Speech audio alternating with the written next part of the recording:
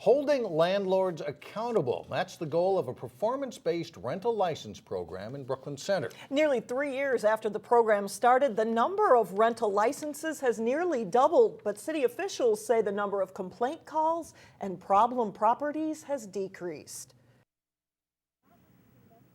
Back in 2007, rental properties were on the rise in Brooklyn Center. So too were complaints and police calls. We found out that about 20% of the rental properties were creating probably about 80–90% of the problem. The once problem-prone Brookhaven apartments are today Granite Peaks, now boasting close to $1 million in renovations under new ownership. We put 95% of our effort into attracting responsible, good residents and 5% into getting rid of the troublemakers, because that's actually fairly easy to do.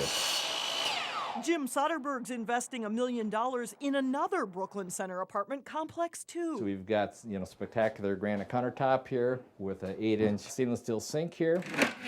With a complete overhaul of every unit at the former Garden City Courts complex. If you're doing a good job, you get some perks, and if you're doing a bad job, you're held accountable for it. So I think it works. He's talking about Brooklyn Center's recent performance-based rental license program, which rewards landlords with a license ranging from 3 years down to 6 months based on the number of property code violations and police calls. It isn't whether a property can make corrections when the inspector goes out to the property to inspect.